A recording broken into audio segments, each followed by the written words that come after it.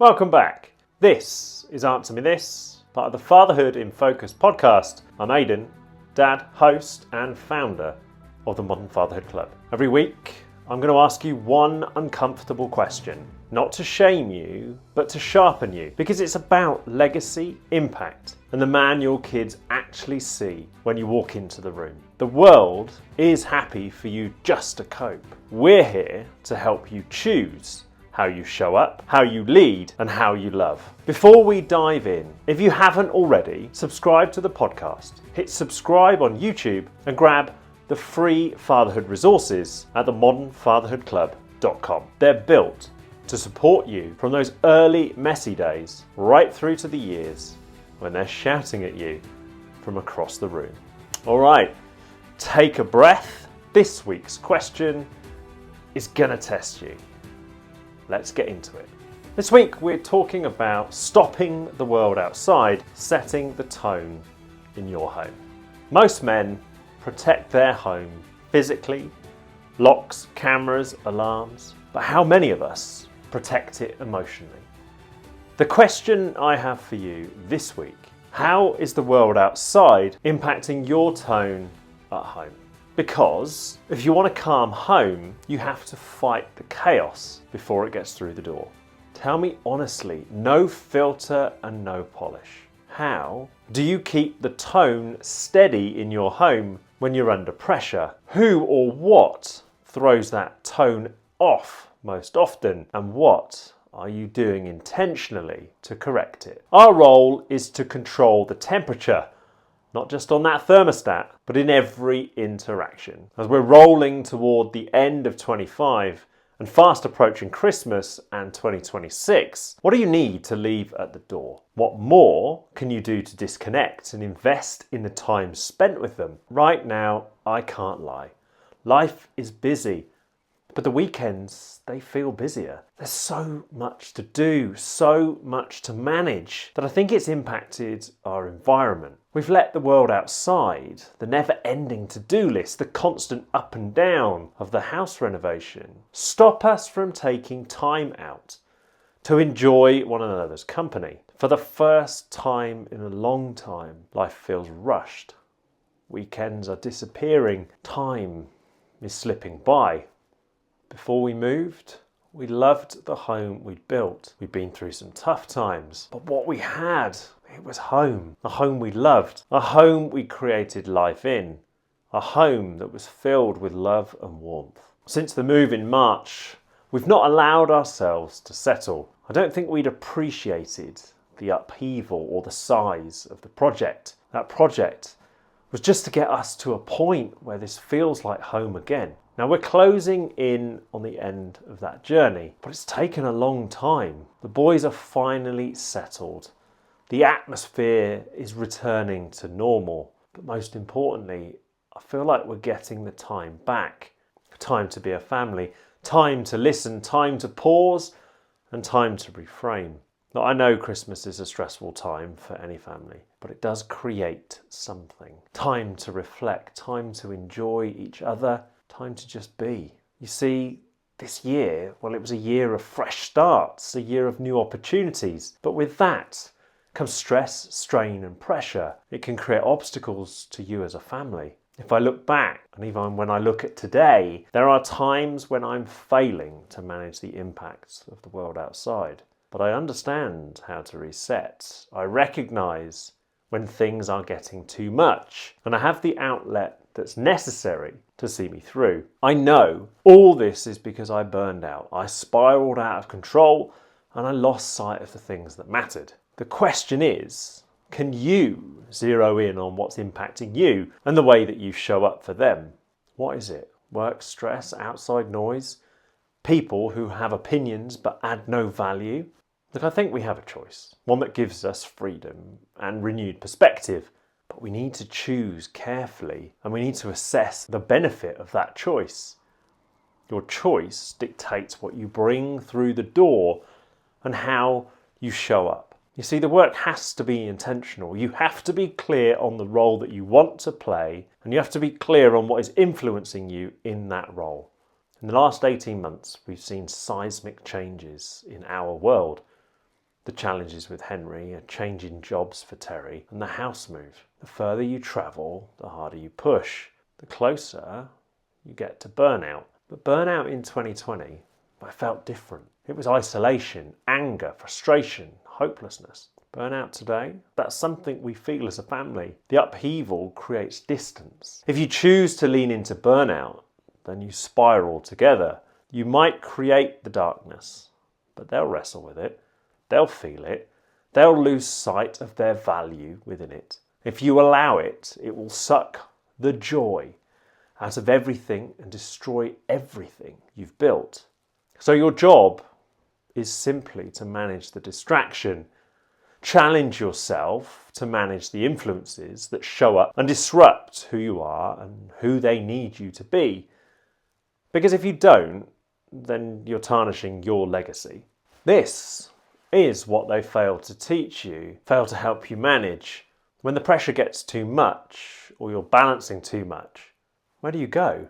How do you interrupt the cycle?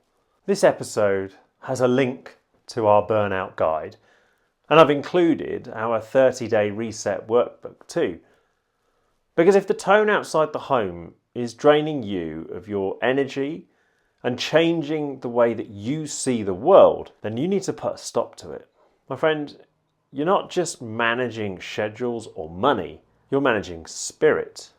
And if you don't defend the energy in your house, then it becomes a battlefield.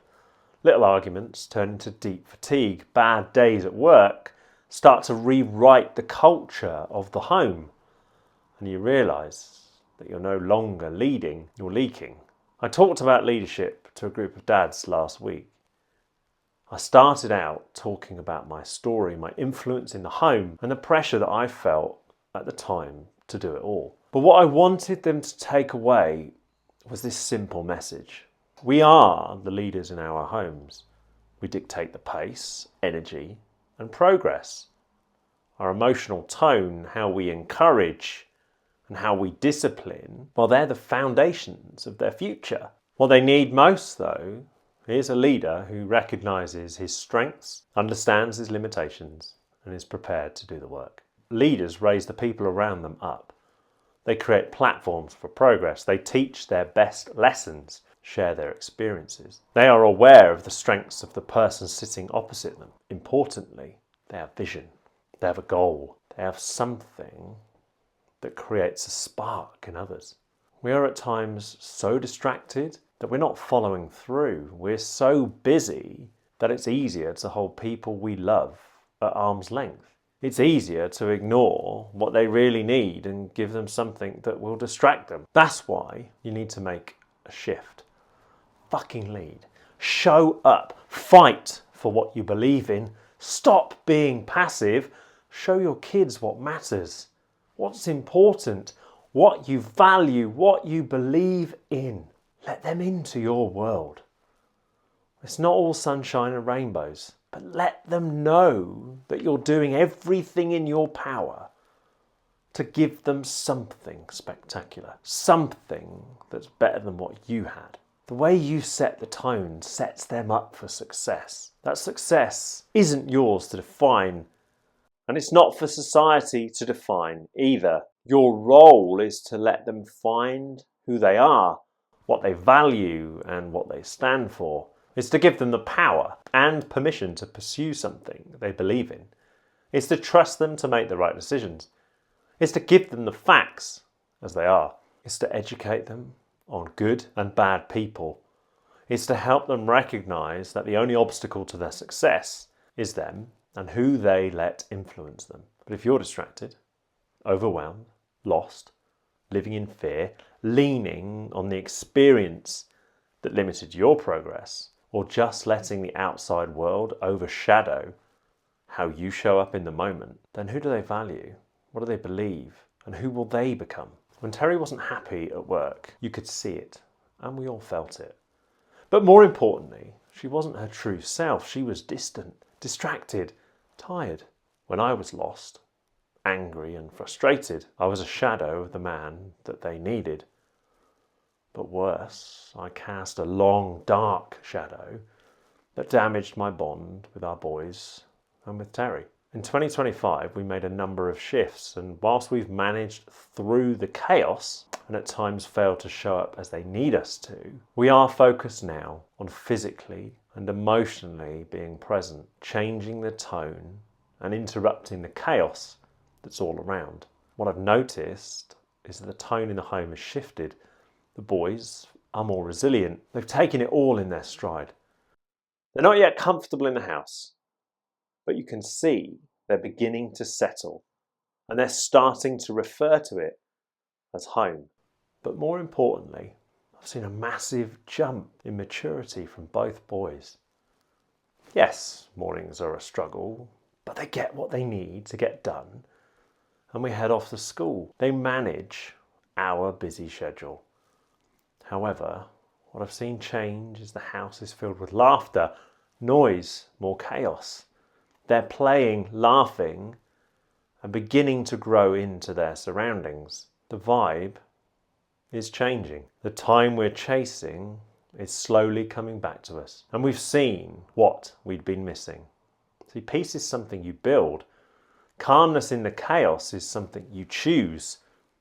The mental drag on your resources, well, that's one you can navigate through. A home, it's not a home without the people in it. The atmosphere is one we dictate, and it's one we have to carefully manage.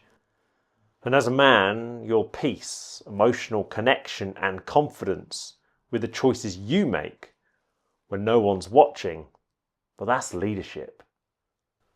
Because leadership is about recognizing and adapting to the impact of the chaos on the world you're trying to build. I still face chaos.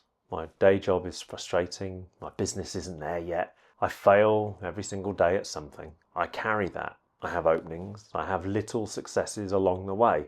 But those failures, they build resilience and mental fortitude. But they can't leak out into my interactions with my wife and my kids. Because peace, that's something you've got to find and something you must be comfortable in. Peace is what allows them to see the real you, the version of you who stands up for what he believes in, and the version of you who loves from his heart and through his action and tone. I don't let the world outside in, especially if it doesn't serve us. I don't let fear of failure hijack my mood. I don't let the project I'm managing throw me off. And when I do, I apologise. I let them know that sometimes you're going to have to work through something hard and it's going to take a lot of effort and persistence. But it will work out in the end. But it can't let you treat people that you love differently.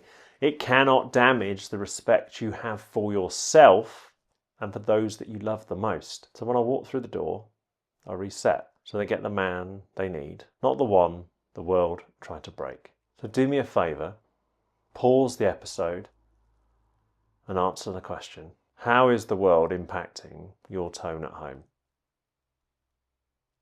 If you're back, did you answer it honestly? Before we finish, I want to share something with you. Every night we ask the boys a series of questions. It started out as a minute to help Henry decompress, but it's now become part of their routine. On Saturday night, after my talk on Dad's mental health, I sat next to Henry and I asked him his questions. What made you happy? What made you sad? What made you angry? What made you proud? What would you change? He rattled off his answers. Seeing you, playing football, not seeing you, and you missing my game. Nothing made me angry today, Dad. Then he looked me dead in the eye and asked me something someone had asked earlier in the day. Were you nervous today, Dad? And I responded, of course I was. I'm nervous when I speak to a lot of people. But that's normal. Without the nerves, you don't always give it your best. He pressed. But how do you know how to do it? I said it's practice. It's what Daddy does. He has to speak in front of people. I'm not the best at it, but I know what I want to say, and I say it. He paused. Dad, that makes me proud. I said, but what does? You. Getting up and doing something even when you're nervous. I paused and I looked at him and said, you've got to learn to do the difficult things.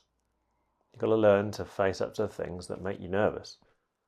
Nerves are good because if you overcome them, you achieve something. No matter how small that thing is, you achieve it. I was grateful for that moment, I'm not going to lie. My son is proud. That's something that makes me smile. But I was more grateful for the little moment just to listen and give him something from my own experience. I guess the message is pretty simple. Don't miss the opportunities that present themselves to show them what life is about. Don't drown in the chaos or be overshadowed by the voices and opinions of others. Be their source of love, energy, inspiration. Because one day, when they're old enough to take their own path, they might just search for it somewhere else. If you want a different tone in your home, don't start with your kids. Start with your own energy. Start with the man in the mirror. Start by showing up as the authentic version that they need. The dad who is free from distraction. The dad who carries the load but can hide the pressure and engage when they need it most. Something I teach when I talk to dads and when I talk to you. Kids, they don't need perfection. They need steadiness. Your partner doesn't need fixing. She needs safety. Your family don't need everything right now. Today they need a man, a partner, and a dad filled with hope and prepared for the challenges ahead and ready to teach when they need it. And all of that, it starts with one thing. You control you. So just remember, if you're letting the outside noise hijack your home, it's time to build a wall around your peace. Because a safe home starts with a steady man. I've said it before and I'll keep saying it. They need to see you make mistakes and keep building. They need to see you respect and love their mother deeply, not just to manage her stress. It doesn't matter the state of your partnership. They need you to be a pillar of strength and calmness, regardless of the storm or the strain you are under. They need to see you in all your glory. They need dad, not some distant man unable to step back from the world outside. They need to see you reset, recommit, and rise. That's the man I'm trying to be. Not perfect, but present. Not surviving, but choosing. Choose better. Choose presence. Choose to rebuild. It might be messy, but it's yours. And that's what legacy is made of. That is what your legacy is made of. And legacy is the goal. How you get there, well, that's on you. How you show up on the way, that's on you too. All I want for my kids is to see two parents that love them, that want to spend time with them, and that want to give them what they need. I want to thank you, not just for listening, but for making a difference. Your willingness to take on the challenge of answering difficult questions and reflecting on your role and impact is going to have a massive influence on how you show up. I'm grateful for your participation, and I'm grateful for your commitment to those you love. We might never meet, but you and I are focused on the right things. Not just legacy, but leadership. And it's that leadership that you need to stand the test of time. Thank you. As always, write it down. Dive into the detail. Create something so powerful and unique that you cannot wake up and not move toward it. Your change, any change, must be necessary, and it needs to leave a mark, because they're going to follow in your footsteps. They'll learn your behaviours, adopt your values, and treat people in the way that you treated them. Your role is simple. Give it everything you have. Give them what they need, and celebrate the influence of the people shaping their journey. This is the Modern Fatherhood Club. Lead from the front and never underestimate the power you have over who they become. In everything you do, be transformational. Lead with confidence, power, strength, and pride.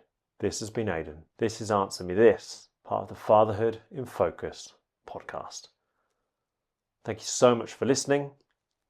If you haven't already, please subscribe to the podcast. Hit the subscribe button on YouTube. grab some of our free resources at themodernfatherhoodclub.com. And if you're willing to, please share your answers to the questions in the episodes as we go through. If you want to drop me a DM, please do so. If you want to send me an email, it's hello@themodernfatherhoodclub.com. As always, I'm Aidan. This is the Modern Fatherhood Club. Thank you so much for listening, and I'll see you soon.